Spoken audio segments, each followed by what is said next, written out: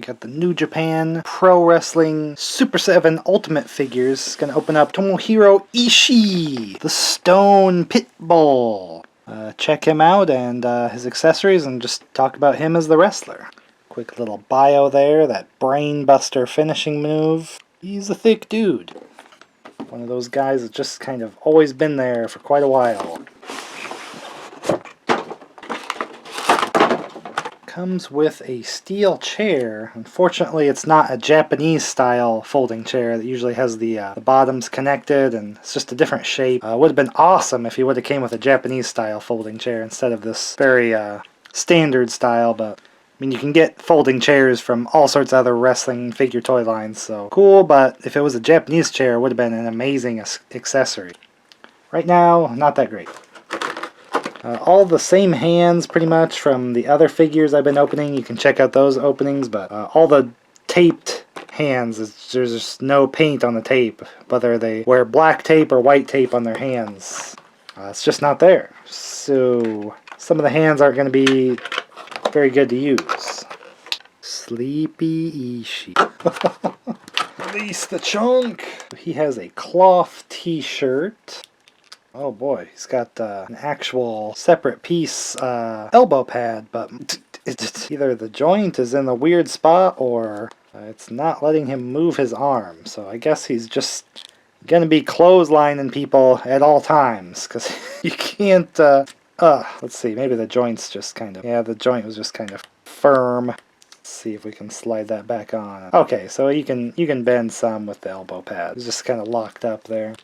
So we got the NEVER Openweight title. Some of the paint around the lettering with the white and the top and bottom is not very good looking. And then it's very yellow like the other titles.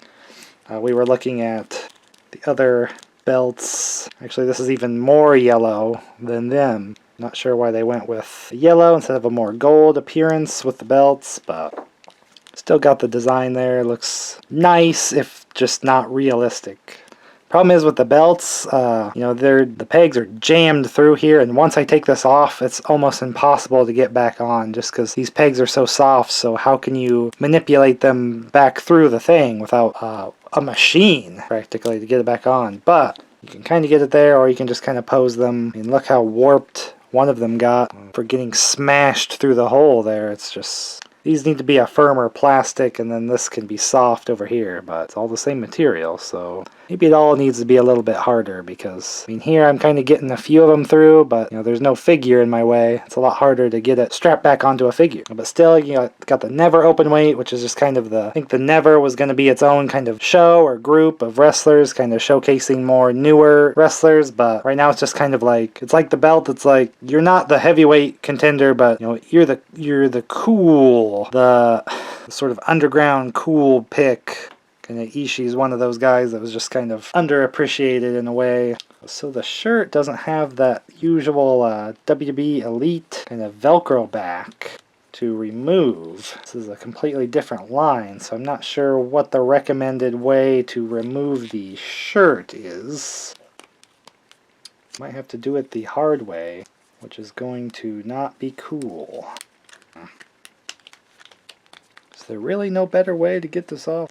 I don't know how I would ever get it back on. Suppose you can pop the head off for some ease, but the arms are probably the problem. So Ishii has the much thicker body type. He's probably not quite this thick, but I think they just really wanted to demonstrate the difference there.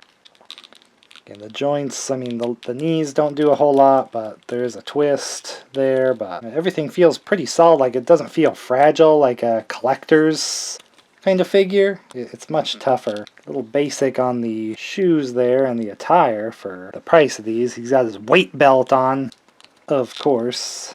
The likeness is really great. And the problem with these head swaps is sometimes they change how tall the neck is. So let's kind of mentally note this one. The eyes open. Here's the closed eye one. I think maybe this one does sit a little higher. I'm not sure which one exactly is the taller. Let's get the Okada figure here. Here's where I think Ishii has the better skin tone, probably more realistic to him than whatever strangeness Okada is here. Not very realistic to what he looks like, but Ishii's color actually looks a lot better for the realism. But the height, you know, he would be a shorter. Let's note that with this head, and we'll check out the other one to compare and see if this... I don't know, it's hard for me to tell here from my angle. Maybe the video shows it a lot better. The problem is this one with the eyes closed, it's like, you know what you... If you smell what the Ishii is cooking, like what am I going to do with this head? It's a very strange head to display with, so... some of the other ones have like a taller neck to go over the clothes, like to kind of pop out more. And then a head that sits lower when they don't have the clothes on. But that really makes no sense to me because it should just work both ways without needing to change the neck height. So really this head I just couldn't really use anyway because the expression is, you know, he's not like yelling like he's gonna hit a big old lariat or anything like that. Looks like he's falling asleep. So you want to position him on the apron waiting for a tag in and it's taking too long and he's falling asleep, that's a good one to use. Here's the Tanahashi. Again, I just feel like Ishii's skin tone is more realistic to the real person. And Okada and Tanahashi here got kind of strange coloring that doesn't really match their real world appearance. Yeah, I mean, you can see the thicker body just to show, like, these are more lean, and I think Tanahashi might have a wider chest, because he is kind of a thicker guy, but then you can really see kind of the flatter, wider appearance for the Stone Pitbull. So that fits pretty well. Here we have a AEW Unrivaled Kenny Omega, just to compare there. I think Ishii's probably a little too tall compared to all of these, but, you know, you can kind of squat him down. Hey, there you go. Then he's kind of he's like Ram Man from the He-Man stuff, you know. He's the short, but he's just so low center of gravity, he just knocks everybody over. And here's a WWE figure, Elite of Finn Balor or Prince Devitt, which would have been in New Japan with Ishii here. So again, probably a strange height situation there, but throw in a WB Ultimate Nakamura, which would definitely be much taller than Ishii, but I mean, he's taller, but probably not quite enough. But just to be able to have all these characters and stuff together now, you know, Chaos, you know, the group, New Japan, you're starting to build like kind of the old roster there. I can build the team of when I was really watching New Japan quite a bit. That's why I'm kind of aiming my collection more towards the time when, you know, Nakamura and Devitt and them were still there. Kenny Omega was just kind of starting there more. But probably one of the best so far of the New Japan figures just because he is noticeably thicker, just better coloring there. I mean, he has a very simple attire, so it's not like they could really mess that up too much.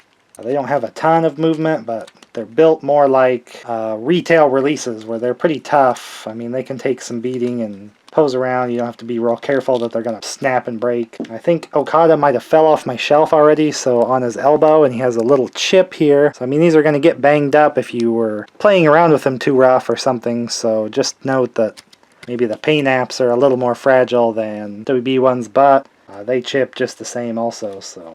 So I think for the price, they probably need to up the quality control, but I know there was some severe issues with this line getting started just from the global situation at the time they were trying to do them. So fairly excusable, but we'll have to keep a close eye on upcoming waves to see if they up that quality, because first wave, I'm surprised they even went with Ishii, but it's kind of a first wave thing that you can kind of toss in maybe some characters that wouldn't be that extremely popular, but for how long Ishii's been there and a part of the roster.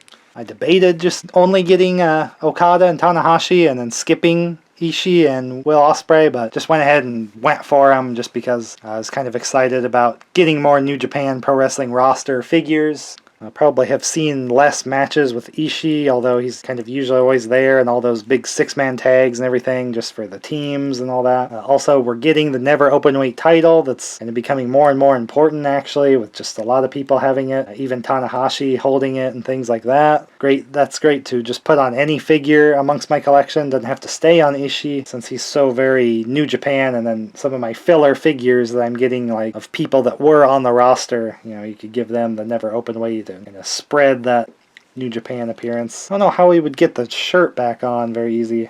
I don't know why they didn't just copy the old Velcro on the back trick, but it's a cool shirt. I'll probably just pose it next to him because I kind of like just the ring appearance, and then you can see the thickness of Ishii like this, that he's just gonna freaking bowl you over with lariats. And Pretty cool one. Kind of like that this is molded on there so it's not going to be falling off all the time, the weight belt. I feel like that probably would have been a piece that would have frustrated me. And once you get the joint going, the elbow pad is soft enough that it can still bend. So thought we were going to have a problem there, but all good.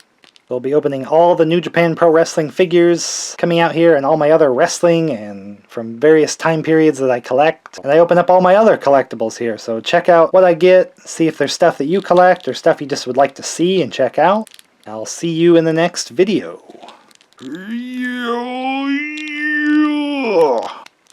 Time for sleep.